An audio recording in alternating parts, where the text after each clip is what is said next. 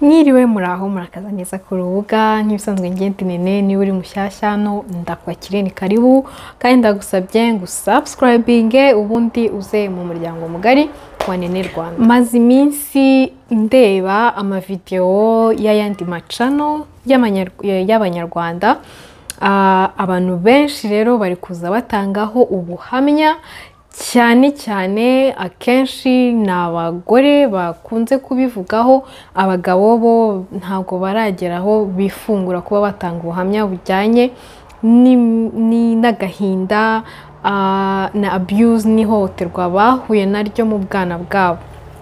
Akenshi rero usanga abo bagore baza gutanga ubuhamya baza bavuga ati nakuze ntazi papa wanjye, nakuze papa wanjye atankunda, nakuze papa wanjye atanyitaho, nakuze yenda mama wanjye yarapfuye cyangwa yarekanye na papa wanjye, nkurana na papa wanjye ari kumwe n'undi mugore, umugore amfata nabi, papa wanjye ntiyanyitaho.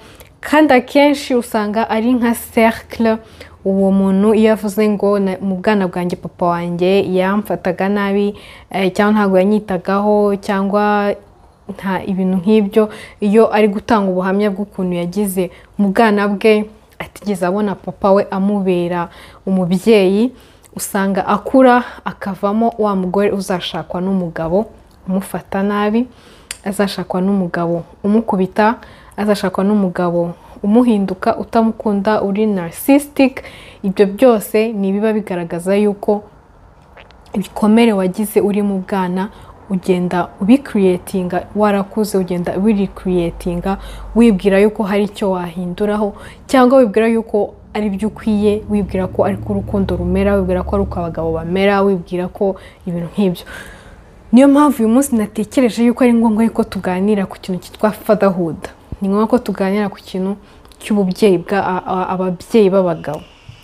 Ni ukuvuga ngo abakobwa dukura kuva mu bwana, niyo utangiye kugira imyaka 8, 6, 10, utangiye gukina iby'abana, usanga bagutoza kugurira ibipupe, bakoreka ukuntu ko kwita ku mwana, niba ngo ari kurira, niba ngo umugaburira, niba ngo umwambika, niba ngo umukorera umusatsi. Urumva kuvura umwana, umuryango nyarwanda, sosiyete nyarwanda, umuco nyarwanda uba waratuje umugore ukuntu agomba kuba umugore, kubera ko dutekereza yuko abagore aribo bashinzwe kurera, abagore aribo bagomba guhuburira abana, abagore aribo bagomba gukiyaringa, aribo bagomba kubagaburira, aribo bagomba kubakarabya. Abapapa bo baza gusa ibintu byose byakemutse, which is not fair. Ntago ari byo, ntago ari byiza, kubera ko iyo abapapa, iyo abagabo bakuze batazi ikintu na kimwe ku bijyanye n'abana, niho handi usanga iyo mama w'uwo mwana adahari, uwo mupapa nta ide n'imwe abazi ku bintu bijyanye n'umwana. Ntago abazi ngo umwana arakaraba, umwana ararya, umwana ariga, ese umwana arababaye, ese umwana akeneye kumvugisha, ese umwana afite agahinda. Twibuke yuko iyo umubyeyi yasize umwana, niba wari uwo mama wasize umwana, uwo mupapa mu by'ukuri aba agomba kuza agasimbura mama, aba agomba kuza akaba mama we na papa we. Ariko akenshi usanga abapapa bahunga responsibility, ahubwo umwana bakamujyana mu muryango cyangwa bagashaka undi mugore ngo uza kumufasha kurera abana. Aho niho ibintu byose kwanza bitangira gupfira, ko ntago uwo mugore ubuje kuzana abaje kuba umukozi wawe ngo aze akurindira umwana. Nta n'umuntu wakunda umwana wawe kurusha uko umukunda, nta muntu wamwitaho kurusha uko umwitaho. Niyo mpamvu rero ibi byose mbivuze kugira ngo nshishikarize ababyeyi, niba uri umubyeyi uri kureba ino video, umwana wawe w'umuhungu uzamurere mu buryo butandukanye. Kandi umuntu wese ari ino video, niba nawe uri umugabo, aka kantu kakujye mu mutwe, nawe bigufashe guhindura uko uzarera abana uzabyara, cyangwa niba ufite abana deja wisubireho ukosoke, kuko nawe ntago nakurenganya, nuko nkuko warezwe, ariko ntago twarezwe neza. Ntago abagabo tuzi kubigisha, ntago abagabo bazi agaciro kabo, ntago abapapa bazi agaciro kabo. Yiga mama bavuga ngo ntawasimbura mama wawe, nyina wundi, ibiki n'ibiki. Dufite n'imico myinshi ijyanye n'aba mama, ariko nta muco hari uvuga ku kamaro k'abapapa. Kubera iki? Ntago ndabikora research neza, ariko ikintu kimwe ndi sure ko impamvu ari uko mu muryango nyarwanda, umuco nyarwanda, akamaro k'umugabo ari uguhahira urugo. Ibyo bijya binjya mu mutwe cyane, sinzi impamvu twumva yuko akamaro k'umugabo ari uko abyuka akajya ku kazi agatazanya umugati, ibindi byose ntubimubaze. Ntabwo aba amenya ngo ese wa mugati nazanye umwana yawe uriye. Ibyo ntabwo biba bimureba, we ava ku kazi akigira kunywa byeri, akigira gukora ibiki, akaza yasinze, akaza gukubita abana, akaza kubita iki, akaza nabaye too emotional. Reka nongere nisubiza hamwe mvuge neza ikintu nari nje kuvuga uyu munsi. Icyo nshaka kuvuga ni uko bikwiye ko abagabo nabo bamenya responsibility zabo nk'ababyeyi. Umugabo nawe ni umubyeyi kandi ushinzwe umwana wawe, ni responsibility yawe. Tureke ibyo kuvuga ko ababyeyi b'abagore, abamama aribo bagomba kumenya ko umwana yariye, yakarabye, yabonye ibiryo ajyana ku ishuri, ibiki byose. Umugabo icyo ashinzwe gusa ngo ni ukumenya ko yagiye ku kazi. Ubu papa it's beyond that. Kuba umupapa, ndagira ngo dushyireho umuco wo kujya twigisha abagabo agaciro ko kuba umupapa icyo bivuze, kuko twamenyereye yuko kubyara twabigize ibintu nk'umutungo, kandi iyo epoke yararenze cyane. Kera nibwo twabyaraga, ngo twabyaraga sinarima kera nibwo abana bari ubutunzi, kubera ko habaga imirima, habaga amatungo, habaga ibintu byinshi. Wabyaraga abana benshi kugira ngo baze kugufasha ubumukire, bazaga kugufasha akaguha umusada, muka-exploit ibyo bintu mufite, muka-exploit iyo mitungo mufite, ubundi mugakira, mukaba umuryango munini. Ako muri iyi minsi ntago abana bakiri umutungo, ubu ngubu abana babaye responsibility. Icyama ababyeyi bose bakumva ibyo bintu, icyama mu rubyiruko rutarabyara ubu ngubu tugasobanukirwa yuko umuntu atabyara kubera ko yagejeje imyaka yo kubyara, nk'uko umuntu ngo adashaka urugo kubera ko yagejeje imyaka yo gushaka urugo. Ugomba kuba ready ukumva ko umwana ni responsibility. So ubu ni gute ubutaba wumva ko akana ni akantu, ni akamarayika, ntabwo aba yagusabye kuza ku isi, ni wowe ugenda ugashaka umugore ukamutera inda. Ntabwo umwana, ni ukuvuga ngo umwana aba adipendinga nawe ku bintu byose. Aho kibaza umuntu utazi no kuvuga ngo ndashonje, umuntu urira ku kintu cyose, ikibazo cyose afite ararira. Ubundi akaba ari wowe ugomba kumenya ngo ikibazo umwana wanjye agize ni ikihe. Umwana aba ari ni fragile cyane, ni akantu gato uba wazanye ku isi, ni wowe ugomba kumekinga ashobora ko azavamo umuntu muzima, ko azavamo umugabo muzima, ko azavamo umugore muzima. Kugira ngo ibyo bizagere rero ni uko umugabo agomba kuba azi responsibility ze nk'umupapa. Tukibuka yuko wowe papa ni wowe figure ya mbere, ni wowe figure ya mbere, ni wowe representation ya mbere umwana wawe azagira y'umugabo. Hari habaye akabazo kari tekinike rero ku buhanga bw'ibyuma. Kadusubire rero ibyo twari turi kuvuga. Nandi kuvuga yuko ababyeyi b'abagabo bagomba kumenya yuko kubyara ari responsibility, atari ibintu ukora for fun, atari ibintu ukora kugira ngo gusa wagura umuryango just like that, cyangwa kugira ngo ushimishe ababyeyi bawe, kuko uwo mwana uzanye ku isi aje gukubitika, aje kuzaza afatwa nabi, aje kuzaza akazavamo umwicanyi, akazavamo umuntu sosiyete y'u Rwanda idakeneye biturutse kuri wowe kuko udashoboye kumuha uburere ngo azavamo umuntu muzima, ngo azavamo umupapa, umugabo ukwiriye, uzafasha u Rwanda gutera imbere, ahubwo akazaza ateza ibibazo gusa bitewe nuko wamuzanye ku isi utari tayari kumuha ibyangombwa byo kugira ngo azavemo umuntu ufite sosiyete akamaro. Rero umugabo niwe wigisha umwana we w'umukobwa, nkuko nayindi kubivuga mbere. Niwe ukuvuga ngo umwana wawe nakura agasanga papa we ajya kubita mama we, papa we ataha yasinze agakubita imigeri, papa we agira manipulation, papa we ameze gutya na gutya, azakura azi ko abagabo ari uko bamera, azakura azi ko abagabo bose bari abusive. Nagiye gushaka n'umugabo aziretruva, ni ibintu biri psychologique, ndatwaza bikoraho indi video, ariko iyo umwana yavutse ku babyeyi bamufata ukuntu gutya, niyo shusho aba afite y'urukundo. Akura azi ko iyo umugabo agukunda aragukubita, iyo umugabo agukunda agufata nabi, agutuka imbere y'abana, agufata nk'agakinisho ke. Ibyo byose ni urugero uba uri kwereka, ni wowe imaje ya mbere. No ku mwana wawe w'umuhungu azakura azi ko umugabo mu rugo rwe ari intare, umugabo mu rugo rwe ni dictateur, umugabo mu rugo rwe mbese uzi abantu bakuze bazi ko ubugabo ari ukugira umutima mubi, ari ukurya akarungu. Hahandi abantu benshi yenda biri guhinduka ubu ngubu, ariko abantu benshi bakuze bazi yuko kuba umupapa ari ukugira igitinyiro cya kindi, mbese umeze nkande Osama bin Laden, umeze Yesu, ku buryo abana bawe bumva ngo papa aratashye. Buri mwana wese munsi mu cyumba basigaye ko anisha munsi y'ameza, kandi ntabwo ari uko bigomba kumera. Umwana agomba kuva ngo papa araje, akishima akaza gusanga, kubera ko azi ko mugiye kujyana ibihe byiza, kuko azi ko papa ari umuntu ufite umutima nyine wa kibyeyi, umwereka urukundo, ukora ibintu byose kugira ngo umwana we azavemo umugabo muzima, azavemo umugore muzima. Ku bw'izo mpamvu rero ndagira ngo nganire ku bintu bimwe na bimwe by'abagabo bakwiye kumenya, ko ari abagabo benshi batazi ngo ese umwana wanjye ni iki aba nkeneyeho, ni iki nkwiye gukora kugira ngo mbe umupapa mwiza, ni iki umwana aba nkeneyeho nk'umupapa. Ubundi ukaba wakwibaza ngo ese habaho ubwoko bw'abapapa bangahe, bungahe, wowe wahitamo ubuhe bwoko?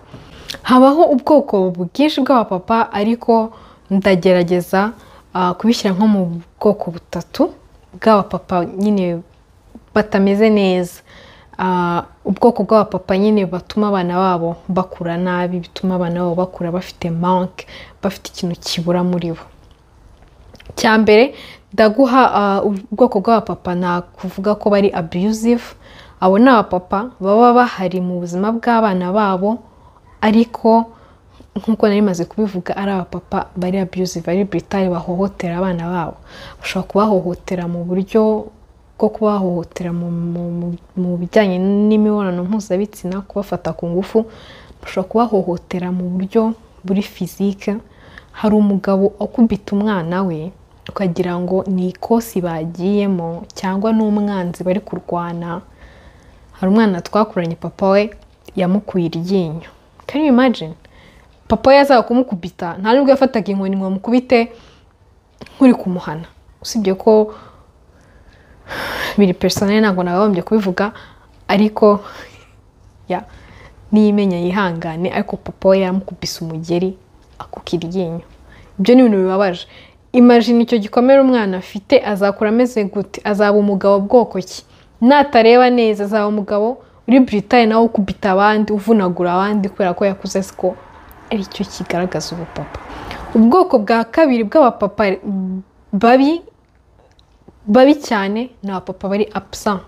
Abapapa bataba mu buzima bw'abana babo, either kubera ko yateye mama w'inda akamwihakana, cyangwa se kubera ko atazi ko umwana amukeneye, atabyitayeho. Ari bo babandi navugaga, icyo ashinzwe nuko avuga ngo njyewe umwana wanjye namuguriye ibiryo, namuhaye amafaranga yo kwishyura minervari, nta kindi wazumbaza, nta kindi wazumbaza. Ibindi byose genda ubwire nyoko. Ibintu byose papa genda ubwire nyoko, papa genda ubwire nyoko. Muri abo papa rero bari absent, hari ababa bari absent mu marangamutima, n'abari absent noneho physiquement. Ni ukuvuga ngo hari umupapa uba umeze nka Fantomas. Sinzi niba muzi filime ya Louis de Funès ya Fantomas. Papa uzi, hari abana babazi ngo bafite papa, ariko bamubona nka kabiri. Papa ataha abana baryamye, akagenda mu gitondo abana bakiryamye, cyangwa abana bakajya ku ishuri akiryamye.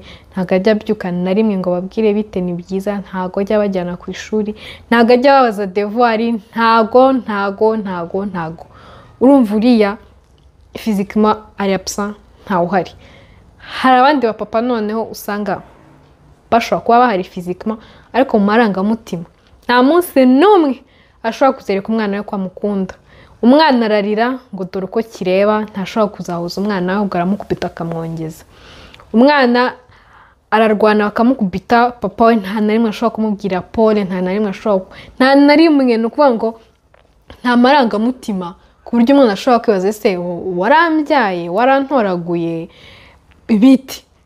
Ababyeyi b'abagabo tugomba kwiga, nanjye nishyizemo kwiga kumenya kujya wereka urukundo abana bawe, kubera ko nkuko nabivuze mbere, umwana wawe nakura nta munsi n'umwe uramurika ko umukunda, nta munsi n'umwe uramubwira ko umukunda. Guess what? Umuhungu wa mbere uzaza kubwira umukobwa wawe ngo ndagukunda, nta kintu umukobwa wawe azamwima, kubera ko ni ubwa mbere yumvisha ijambo ndagukunda. Uzi ukuntu wumva ari igitangaza iyo nta muntu n'umwe uravuga ngo ndagukunda, umuhungu akaza akakubwira ngo ndagukunda. N'abandi usanga agenda umuhungu batari banaziranye, akaba amuteye inda, akaba aramwihakanye, ugasanga umwana we w'umukobwa agize ubuzima bubi, ubuzima bwe bwose, kubera ko utamwigishije yuko ari umwana ukunzwe, ari umwana ufite agaciro. Abandi bapapa rero batari beza, abapapa babi, ni abapapa nakwita ko ari aba Disneyland dads. Aba papa kenshi usanga ari ba papa baba batabana n'abana babo, ari nka kwa kundi uba warateye inda umukobwa ugashaka kuguma mu buzima bw'umwana wawe ariko utarimo koko. Aba papa rero ni ba papa usanga umwana akubona rimwe mu mwaka, kandi igihe akubonye ukaza nyine ubundi Disneyland. Abenshi bazi nk'ariya amadessin anime cyangwa icyako ni ahantu haba ugenda ugasanga ni nka paradizo, bwa buzima uba ubona muri dessin anime bw'ibitangaza niko buba bubayo, haba hariho magic, haba hariho mbese ko umwana ni nka paradizo y'abana.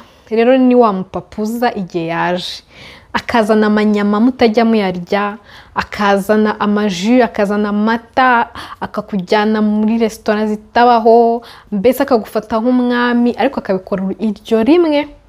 Ibyo rero bituma umwana utabona umwanya wo kumuha discipline, kiva kuko buri gihe yuje uza gusa washyushye muri icyo gihe warangiza ukagenda, bigatuma nawe mu mama urera umwana ashobora kuza kugira ikibazo cyo kuba discipline umwana, kubera ko yumva ko mama ari umugome, mama atamukunda, kuko igihe cyo kumuhana ni mama uba uhari, igihe cyo kumuha discipline, mu gihe cyo kumurera ni mama uza akabikora.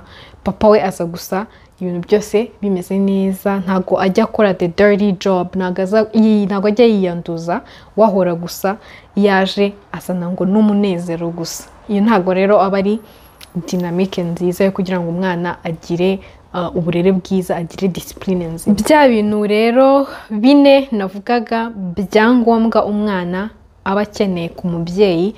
Umwana akeneye ibintu byinshi birenze ibi bine, ariko byose ntabwo nabirangiza, ndaza gukora nka summary bimwe muri bine, hanyuma namwe muri commentaire muze kwandika ibindi mwumva ko ababyeyi bo, kugira ngo tuzagire abana bazima bafite uburere bwiza, kuko turi mu gihe cy'iterambere, turi mu gihe isi iri guhinduka, aho iri kugana ntago tuhazi, ariko wa mugani abakecuru bakunda bavuga ngo si heza. Ni ngombwa rero ko dukora uko dushoboye kose kugira ngo u Rwanda rw'ejo tuzagire abagabo bazima, tuzagire abana bazima barezwe neza, bafite ibintu byuzuye, bafite bagage y'ubuzima. Kandi ibyo byose tuba twarabikwiye ku babyeyi, kuko nibo batwigisha ubuzima icyo ari cyo, nibo batwigisha ko tugomba kuzitwara mu buzima, icyo kuba bivuze, icyo kuba umugore, icyo kuba umugabo bivuze. Icya mbere umwana aba akeneye kuri papa we ni protection. Icyo ntabwo nibwo nyisobanura cyane, kuko iyo turi gukura twese, iyo tukiri abana, uba wumva papa wawe ari we nka Yesu ku isi. Nyuma ya Yesu, noneho ku bantu batizera n'Imana, papa wawe ari nk'Imana yawe. Iyo mugenzi wawe akubabaje tuvuga ndahamagara papa wanjye, ndabibwira papa wanjye.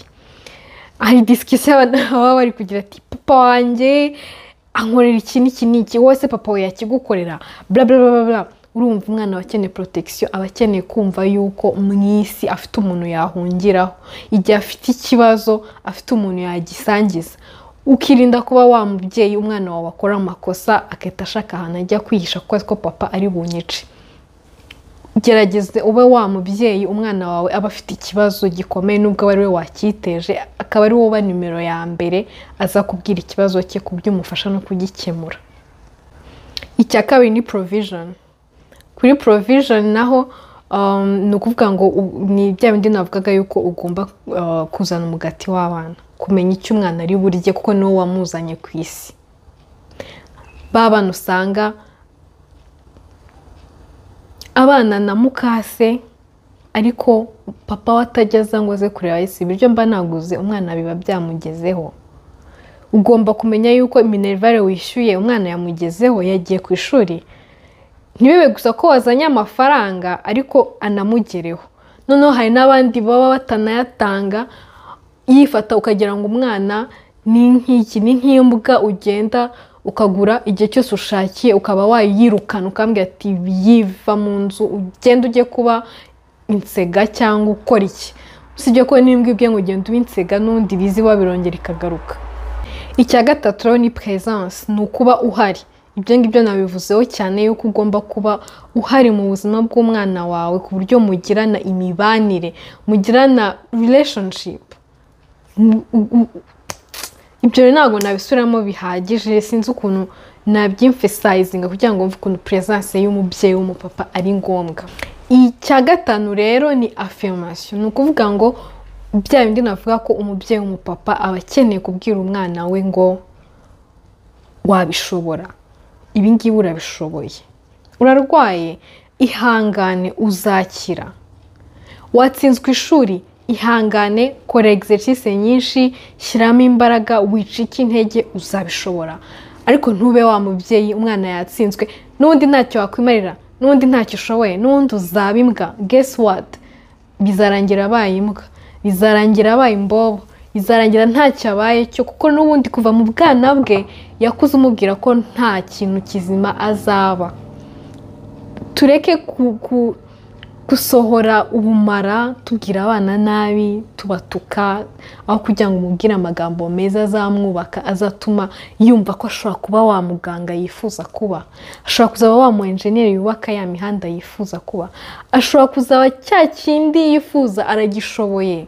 Kora affirmation ku buryo azakura afite confidence, yumva yuko abishoboye, kugira ngo azakure yikandagira ahandi ugira imyaka yo guhitamo amasomo ugasanga umwana ntago azi ikintu ashaka kuzaba cyo, kuko iwabo yakuze bamubwira yuko ntacyo ari cyo, nta kintu ashoboye, nta bwenge afite,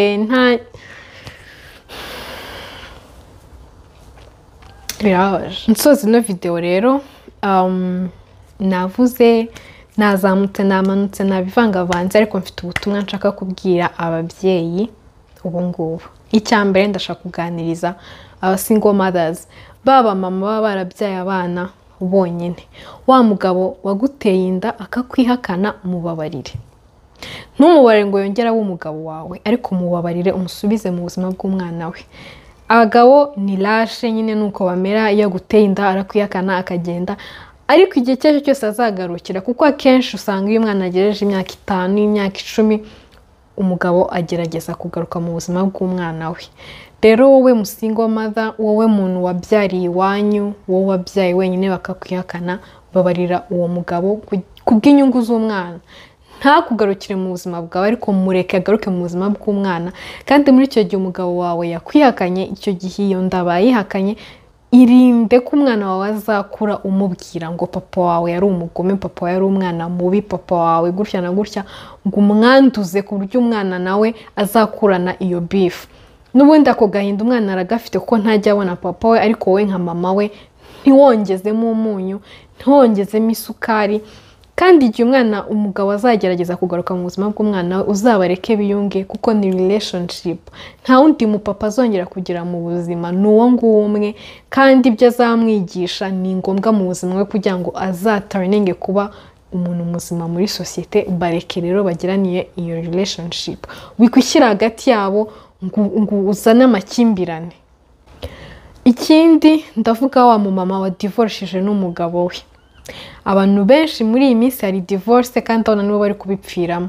Ntabwo mvuze ngo wowe mugore niba uri muri mariage ibabaye imeze nabi uyigumemo ngo kubera umwana, kuko iyo ni dynamique nayo ipfuye cyane.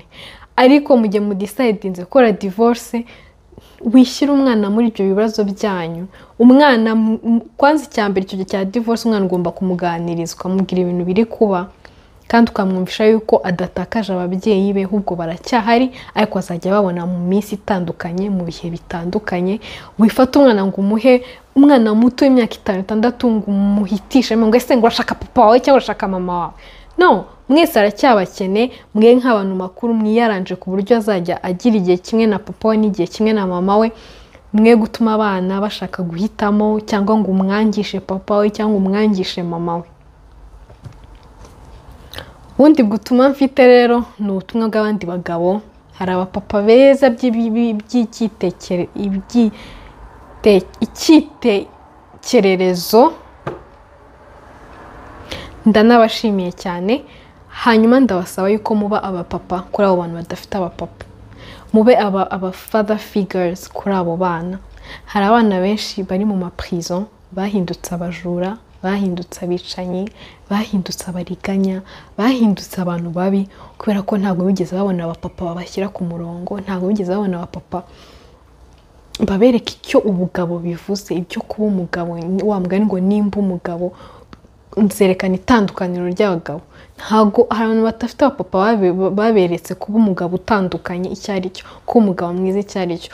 Wowe rero nk'umupapa ukajya ubona umwana uri kujya mu nzira mbi, ukabona umwana ari lost, yaba mu rusengero, yaba ku kazi, yaba hehe, hari ukuntu uba ubona umwana ukabona akeneye umuntu umwereka umurongo wo gukurikira.